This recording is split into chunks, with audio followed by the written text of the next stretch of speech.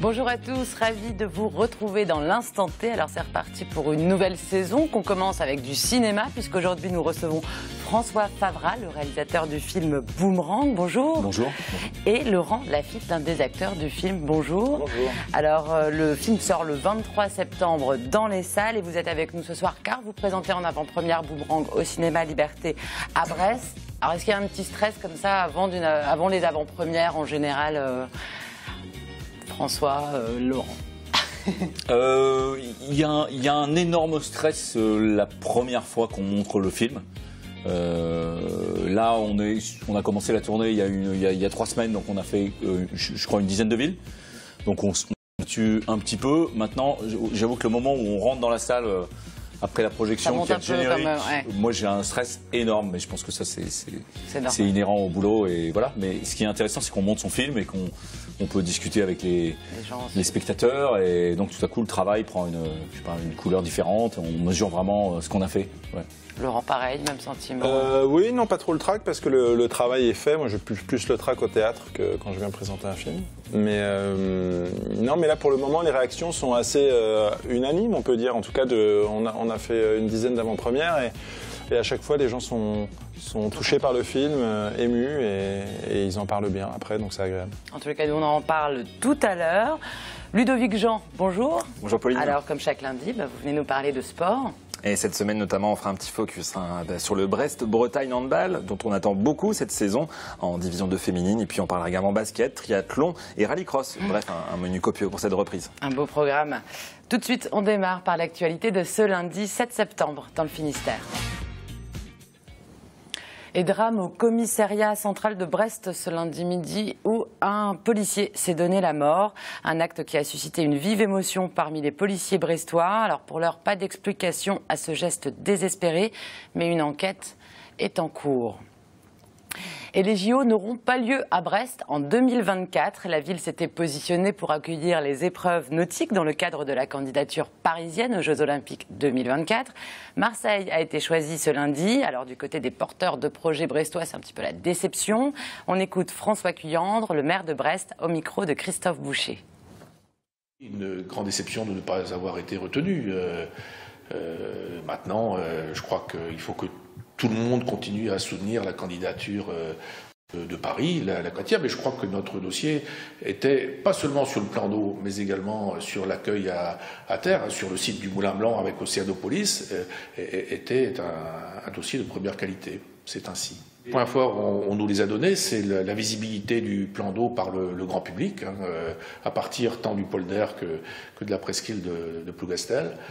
Les points faibles, on ne les connaît pas et je souhaite, de la part de la commission qui a pris cette décision ce matin, je souhaite les avoir, pas forcément pour contester cette décision, qui n'est pas en soi contestable, en tout cas pas juridiquement, mais pour l'avenir, pour nous, pour les dossiers que nous aurons dans le domaine de la voile à monter. Je souhaite savoir quels sont nos points faibles, oui.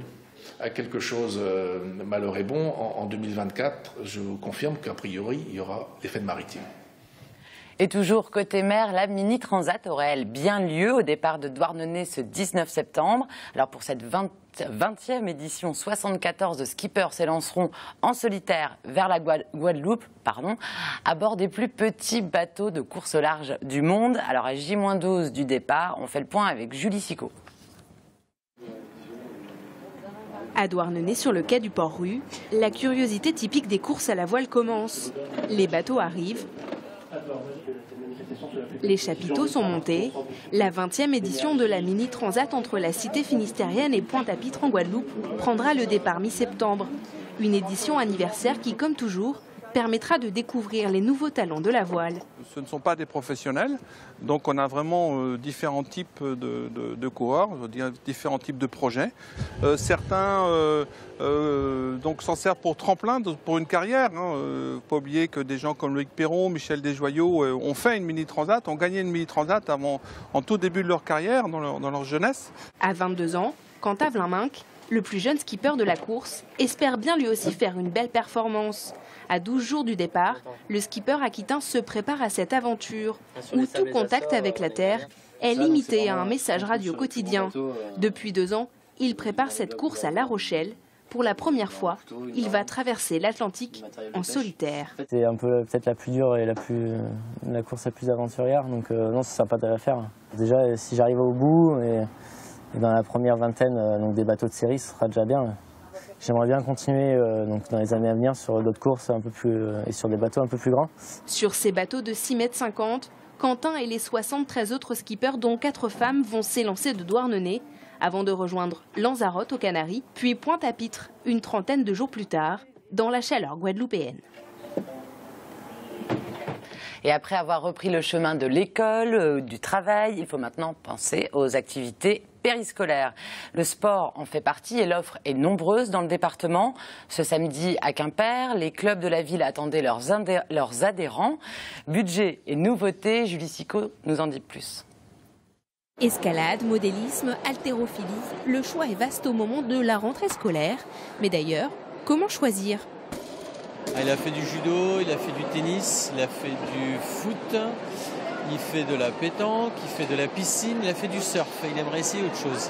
J'aime bien la course à pied. Voir si on est plutôt sport individuel ou sport collectif. De la gym et de l'athlétisme. Moi, je fais pas vraiment de sport. La petite Lola a encore le temps de changer d'avis et de rejoindre les plus de 270 000 personnes adhérentes d'une association sportive dans le Finistère. À Quimper ce week-end, plus d'une centaine de clubs étaient réunis pour séduire de nouveaux adeptes. Dans les premières années, on remarque quand même qu'il y a beaucoup de changements. Les enfants ont besoin de papillonner. Les adultes un peu moins, mais il y a une tranche d'âge qui est un petit peu difficile, c'est l'adolescence. Souvent, il y a une baisse de fréquentation. Dans cette famille de 5 personnes, tout le monde a choisi son activité sportive. Les parents comme les enfants, un sacré budget pour une famille. Ça peut être dans l'ordre des 120, 150 euros et puis quelquefois 350 euros, voire plus. Et après, il faut rajouter le matériel pour certaines activités. La concurrence est rude entre les clubs et pas seulement sur le terrain. Pour attirer, certains proposent des sports venus d'outre-Atlantique, comme le baseball, dans cette association créée en juin 2015. Le challenge, il est quand même très sympa de se dire qu'à 2 personnes, on est passé à 6 personnes. De 6 personnes, on va arriver à une quarantaine. Et aujourd'hui, avec le forum des clubs, je dirais qu'on a encore repris une cinquantaine de contacts. La Quimpéroise, un club de gym installé depuis 128 ans dans le paysage, est la plus grosse association sportive avec plus de 1000 adhérents. On part de 2 ans, c'est-à-dire qu'on prend les enfants en baby gym jusqu'à 77 ans pour les plus âgés. Et si mouiller votre chemise ne vous convient pas, vous pouvez toujours vous rabattre sur le sport intellectuel. Et première édition de la Transsiroise ce dimanche au Conquet. Une course caritative contre la leucémie avec un beau record de participation. Un bon départ qui laisse la porte grande ouverte à une seconde édition. On regarde. Il y a 3 ans, Thierry a donné sa moelle osseuse. Un geste important qui a permis de sauver la vie d'une personne atteinte de leucémie. Alors ce dimanche, il ne pouvait que continuer le combat. Il a pris le départ des 7 km de la Transsiroise, une course caritative. Je travaille avec des enfants et j'ai des enfants en bonne santé, on n'est pas à l'abri d'eux et après et j'étais sensible par rapport aux personnes que j'ai rencontrées de l'association Céline Stéphane et qui m'ont engagé à m'inscrire sur la liste. Voilà. C'est passé en septembre 2012 et très bien passé parce que 4 jours après je pouvais faire un 10 km. Cette course, c'est une ancienne malade qui l'a organisée. En août 2013, le diagnostic tombe. Aurélie Maheo est atteinte d'une des nombreuses formes de la leucémie. Après plusieurs séances de chimiothérapie, elle est aujourd'hui en rémission et a adopté un mode de vie qui repose sur 4 principes. Je voulais un événement un peu plus complet autour des 4 principes anti-cancer. Donc on dit voilà, pour être en bonne santé, il faut faire du sport, mais il faut aussi faire attention à son environnement, il faut faire attention à son alimentation et il faut gérer son stress. Voilà, aujourd'hui tout est réuni pour faire passer ce message. Un message soutenu par le professeur Berthou, spécialiste d'hématologie au CHU de Brest. Ces principes de vie sont pour lui essentiels dans la lutte contre cette maladie. Vous savez, pendant longtemps, on s'est occupé que de la prise en charge de la maladie. Maintenant, on comprend mieux qu'il faut prendre en charge le malade. Nous avons, dans le service d'hématologie, nous sommes en train de débuter le sport. Et on a également la musicothérapie, qui est un élément qui va aider à la relaxation. Bref, tout ça fait qu'à la fin, on peut gagner. Une maladie qui se soigne également grâce au don de moelle osseuse. Dans le Finistère, plus de 5700 personnes sont inscrites sur les registres de donneurs. Un chiffre faible. Mais peut-être que parmi les près de 400 coureurs réunis ce dimanche, certains ont pris leur carte. En tout cas, environ 7000 € ont été réunis pour l'association Leucémie Espoir. Voilà, et tout de suite, on continue à parler de sport, mais avec le regard aiguisé de notre grand spécialiste, Ludovic Jean.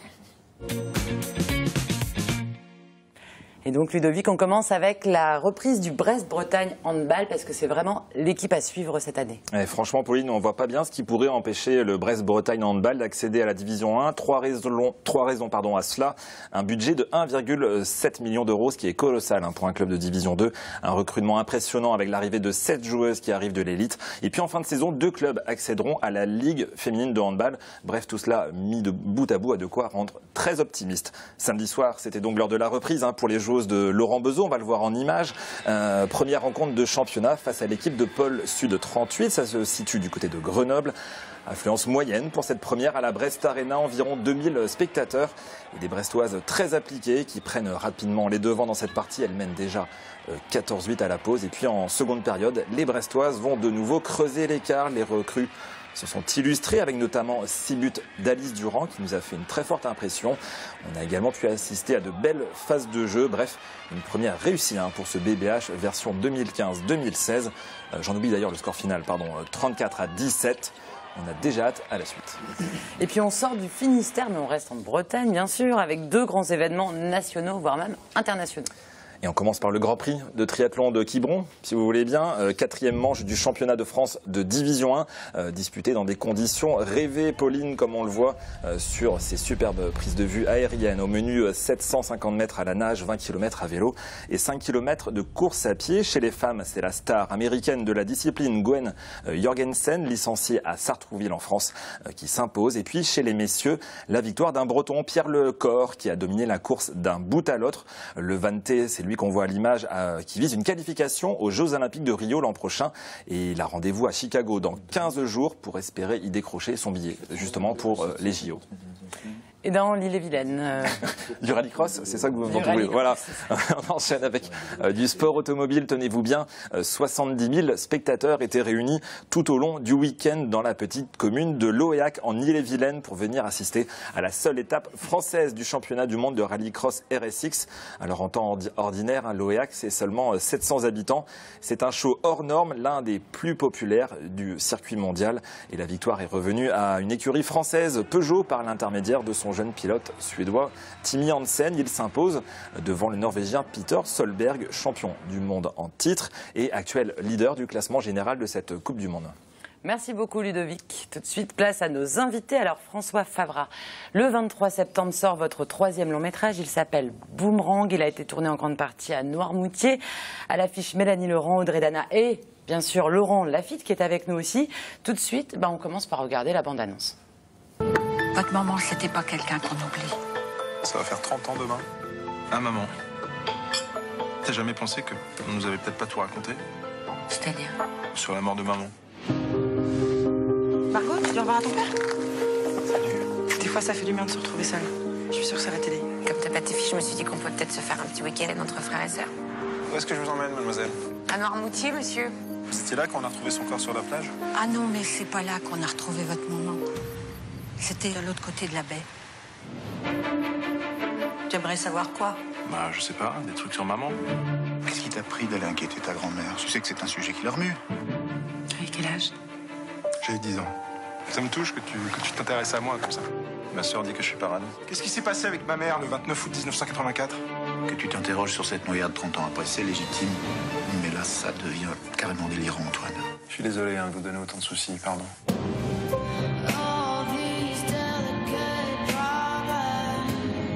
On se parle pas, non.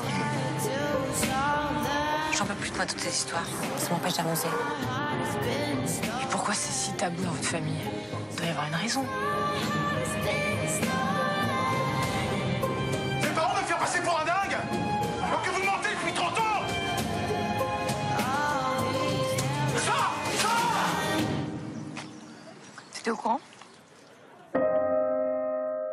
Toutes ces choses qu'on garde pour soi, un jour ça se paye. Mais avec le temps, ça vous coupe des autres. Alors l'histoire, c'est donc celle d'Antoine que vous interprétez, Laurent Lafitte, qui enquête sur la mort de sa mère, disparue lorsqu'il avait 10 ans à Noirmoutier. Alors cette histoire, elle est adaptée du livre de Tatiana Deroné. Comment ça s'est passé, François Favra? Vous avez lu le roman et vous avez eu un coup de foudre littéraire et cinématographique. Ouais. C'est un sujet que j'avais envie de traiter, le tabou familial et les histoires de secrets de famille. Parce que j'aime bien l'émotion qui en découle, le côté enquête qui doit être mené là par le personnage joué par Laurent pour essayer de découvrir ce qui s'est passé 30 ans auparavant sur la disparition de leur maman. Donc c'est un sujet que je voulais traiter et en discutant un jour avec une libraire, elle est revenue avec le roman de Tatiana. J'avais pas lu Moment, moi je connaissais, elle s'appelait Sarah. Et je l'ai lu et puis j'ai tout de suite vu le côté enquête policière à l'intérieur de la famille, on a vraiment envie de savoir ce qui s'est passé, qui m'a tout de suite emporté dans l'histoire. Et voilà, j'ai acheté les droits avec mes producteurs et on s'est embarqué dans cette histoire. Et du coup, vous connaissiez, Laurent Lafitte, le livre de Tatiana Deroné? Vous l'aviez déjà lu? Non, je connaissais son existence, mais je n'avais pas lu. Non, je n'avais pas lu le roman. Et ça vous a plu tout de suite, ce scénario? Oui, quand j'ai lu le scénario, je l'ai dévoré comme un lecteur d'abord, avant de le lire comme un comédien à qui on proposait un rôle. J'avais vraiment envie de savoir ce qui allait arriver à ce personnage. Et c'est vrai qu'il y a une efficacité très polar, très thriller dans l'écriture de Tatiana et dans l'adaptation que François en a faite. Et oui, on a envie de savoir ce qui lui arrive, on a envie de savoir ce qui est arrivé à sa mère avant. Et sauf que contrairement à un policier qui enquêterait sur des faits qui ne le concernent pas, là il enquête sur sa propre vie, sur celle de sa mère. Donc chaque découverte est bouleversante pour tout le monde. Alors les livres de Tatiana Deroné sont nombreux à être adaptés au cinéma en ce moment. Elle s'appelait Sarah qui a été adaptée, Mocha, Le Voisin, Spirale et Boomerang bien sûr. Qu'est-ce qu'il y a de tellement cinématographique dans ce qu'elle écrit, François Favra? Pourquoi les réalisateurs se l'arrachent comme ça? Alors ça, il faudrait demander aux autres réalisateurs ce qui les a intéressés. Moi, ce que j'aime beaucoup chez Tatiana, c'est que ces personnages sont singuliers, ont de la force et que je ne sais pas si c'est ses origines franco-anglaises, mais il y a dans son écriture quelque chose, comme dit Laurent, d'une efficacité dramatique qui fait que, voilà, moi c'est des films que j'aime bien. Il y a la biographie qu'elle a faite sur Daphné du Maurier, qui est l'auteur de Rebecca et des Oiseaux. Moi c'est aussi des films que j'adore parce que c'est des films qui sont en même temps policiers, mais en même temps qui parlent de la nature humaine. Et voilà, moi c'est quelque chose que j'aime beaucoup dans le cinéma. Alors on l'avait reçu, Tatiana Deroné, justement pour sa biographie de Daphné du Maurier il y a quelques mois. Elle nous expliquait que lorsqu'un de ses livres était adapté au cinéma, elle se mêlait pas du tout du travail du réalisateur, elle laissait comme ça carte blanche, elle n'allait pas... je sais pas comment ça s'est passé du coup avec vous, vous avez quand même travaillé ensemble un petit peu? Oui, alors là je peux vraiment confirmer qu'elle est... on a discuté beaucoup en amont, c'est-à-dire avant de se mettre d'accord sur la signature, on a parlé beaucoup du livre, de moi comment je voyais les choses, mais en revanche... Une fois que je me suis lancé dans l'affaire, elle m'a vraiment laissé faire complètement.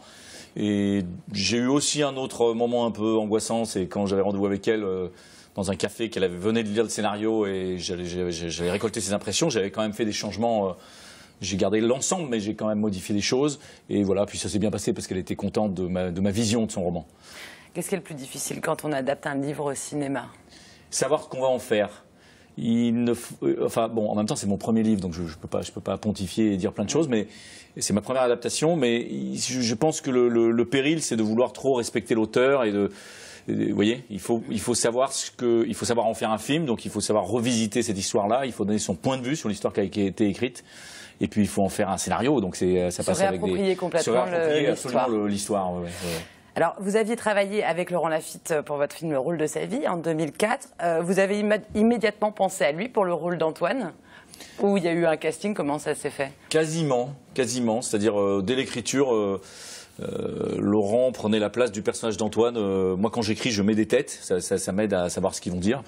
Et donc, très vite, le personnage d'Antoine, j'ai mis le corps et le visage de Laurent pour écrire et puis pour travailler ce personnage. Donc je suis allé aussi au rendez-vous quand il a lu le scénario avec une certaine appréhension. S'il m'avait dit non, j'aurais été un peu dans la mouise, mais voilà. Bon.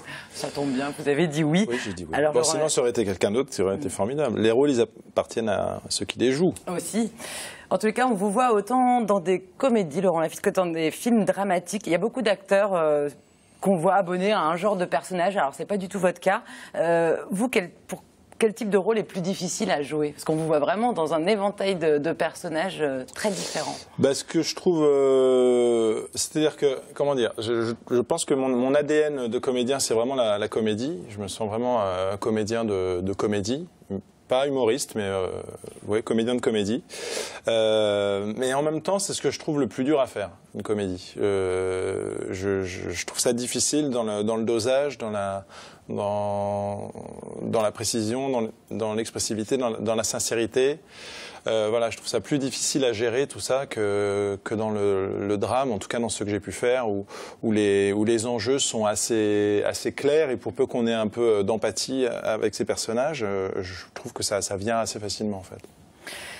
Alors, vous êtes pensionnaire de la Comédie Française aussi. D'ailleurs, on dit souvent Laurent Lafitte de la Comédie Française. On vous voit beaucoup au cinéma.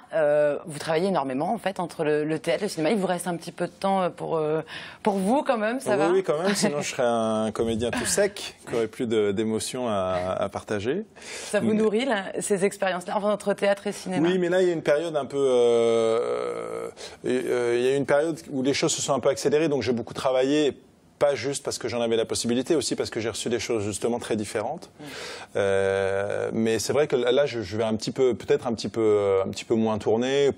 C'est pas une décision stratégique, c'est juste que j'ai pas envie de refaire des choses que j'ai déjà faites. Donc forcément, je deviens peut-être un petit peu plus exigeant dans mes choix, et je suis peut-être un peu moins boulimique. Vous verrez un petit peu moins. Non, mais je travaille toute l'année au théâtre. Ce qui est formidable à la Comédie Française, c'est qu'on est tout le temps, en action. Donc ça solidifie les acteurs. Un petit mot, François Favra, sur Audrey Dana et Mélanie Laurent qui partagent l'affiche avec Laurent Lafitte. Est-ce que pour elle aussi, ça a été comme pour Laurent Lafitte, vous avez pensé à elles dans l'écriture? Elles sont vraiment super aussi. Ouais. Alors je sais plus exactement à quel moment elles sont arrivées. Mélanie Laurent, j'avais failli faire mon film précédent avec elle, et puis on n'avait pas pu, mais j'avais envie de travailler avec elle. Et j'avais l'impression qu'avec Laurent, même si sur le papier la ressemblance physique n'est pas évidente, mais pour créer une famille, voilà, c'est des regards, c'est une façon de jouer, c'est une vivacité. Je sentais que ça fonctionnait bien tous les deux. Et puis Audrey Dana, elle avait l'énergie qu'il faut au personnage de la thanatopractrice. C'est quelqu'un qui s'occupe de donner une belle allure au corps quand les familles vont les découvrir. Et voilà, on a travaillé sur ce personnage, et puis son énergie a emporté le morceau. En tous les cas, ça marche très bien. Je vous invite, Ludovic, à aller le voir dès le 23 septembre prochain dans les salles. Merci beaucoup à tous les deux d'être venus dans l'instant T. Tout de suite, on passe au Focus Programme.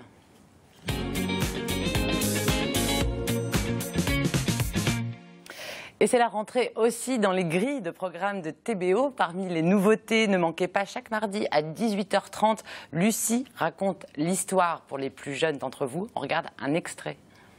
En fait, l'histoire ne se découpe pas en tranches de saucisson.